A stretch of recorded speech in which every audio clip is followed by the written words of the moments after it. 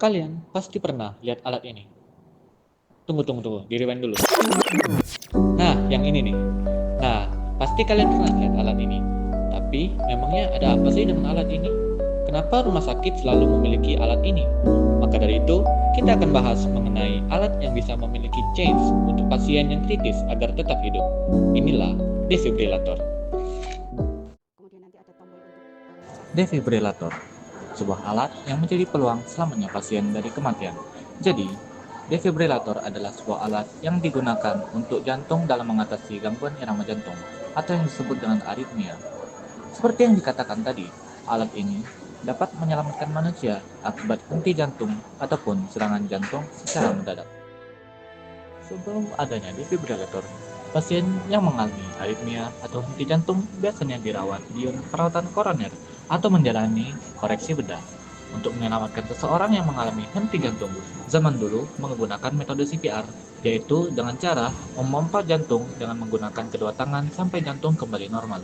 Cara ini dapat mengembalikan fungsi jantung agar kembali menjadi normal. Konsep defibrilasi pertama kali diuji pada hewan oleh Jean-Louis Prevost dan Frederick Batelli pada tahun 1899. Pada 1947, Claude Beck berhasil melakukan defibrilasi pada manusia untuk pertama kalinya selama operasi jantung terbuka. Defibrillator eksternal pertama kemudian dikembangkan oleh William Cowenhoven pada 1950-an. Pada 1965, Frank Pentridge memperkenalkan defibrillator portable yang memungkinkan penggunaan di lapangan. Kasus defibrilasi manusia pertama kali berhasil dilakukan oleh Dr. Claude Beck pada tahun 1947. Dr. Claude Beck, seorang ahli bedah jantung di Case Western Reserve University, menghadapi situasi darurat saat melakukan operasi pada seorang anak laki-laki berusia 14 tahun. Anak tersebut mengalami fibrilasi ventricle, yaitu kondisi di mana ritme jantung menjadi tidak teratur sehingga tidak mampu memompa darah dengan efektif. Kondisi ini terjadi mendadak selama operasi berlangsung. Pada saat itu, fibrilasi ventrikel hampir selalu berujung pada kematian. Karena tidak ada metode efektif untuk mengembalikan ritme jantung, Beck yang sebelumnya telah meneliti penggunaan arus listrik pada jantung memutuskan untuk mencoba alat defibrillator eksperimentalnya. Alat ini dirancang menggunakan elektroda yang ditempatkan langsung pada jantung yang terbuka selama operasi. Beck mengalirkan kejutan listrik ke jantung anak tersebut melalui elektroda. Kejutan ini berhasil menghentikan fibrilasi ventrikel dan memulihkan ritme jantung yang normal. Anak laki-laki itu selamat dari operasi dan pulih dengan baik.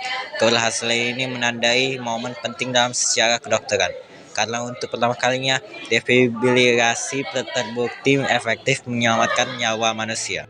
Teknologi informatika telah mempercepat pengembangan defibrillator modern, seperti automated external defibrillators, yang menggunakan algoritma untuk menganalisis ritme jantung secara otomatis. Selain itu, defibrillator kini dilengkapi dengan konektivitas nirkabel untuk pemantauan jarak jauh dan pelacakan lokasi melalui GPS, memungkinkan respon yang lebih cepat dalam keadaan darurat. Defibrillator memiliki kelebihan yang sangat berguna, di antaranya 1. Penyelamat nyawa genting. Defibrillator mampu mengembalikan ritme jantung normal dalam hitungan detik pada kasus fibrilasi ventrikel atau henti jantung. Jika digunakan dalam 3-5 menit, peluang kelangsungan hidup dapat meningkat hingga 70%, mengurangi risiko kerusakan otak akibat kurangnya aliran darah. 2. Kemudahan penggunaan untuk semua kalangan.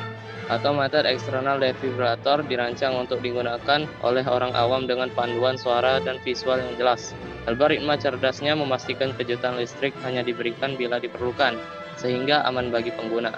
3. Portable dan mudah diakses. Dengan berat ringan sekitar 2-3 kg, defibrillator modern dapat ditempatkan di lokasi umum seperti bandara, sekolah, dan stadion, meningkatkan akses dalam situasi darurat. 4. Dukungan teknologi canggih. Integrasi fitur seperti analisis ritme otomatis, konektivitas nirkabel, dan GPS memungkinkan alat ini memberikan data real-time kepada tim medis dan mempercepat respon darurat. 5. Mendorong kesadaran publik. Kampanye dan pelatihan penggunaan AID di tempat umum telah meningkatkan kesiapsiagaan masyarakat terhadap henti jantung, menciptakan budaya respon cepat yang menyelamatkan nyawa.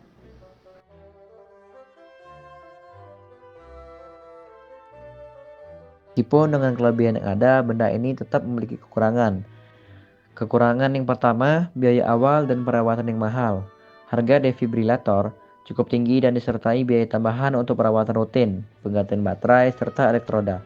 Hal ini menjadi hambatan utama bagi fasilitas dengan anggaran terbatas. Kedua, ketergantungan pada sumber daya listrik atau baterai. Defibrilator memerlukan baterai yang terisi penuh atau sambungan listrik untuk berfungsi optimal. Dalam situasi di mana sumber daya tidak tersedia atau baterai habis, alat ini tidak dapat digunakan, sehingga membatasi keandalannya. Ketiga, resiko kesalahan penggunaan. Meski dirancang untuk orang awam, kesalahan seperti penempatan elektroda yang salah atau kegagalan mengikuti instruksi pasti dapat terjadi. Hal ini dapat memperburuk kondisi pasien. Keempat, efektivitas yang terbatas pada kondisi tertentu. Defibrilator hanya efektif pada kondisi fibrilasi ventrikal atau takikardia ventrikal.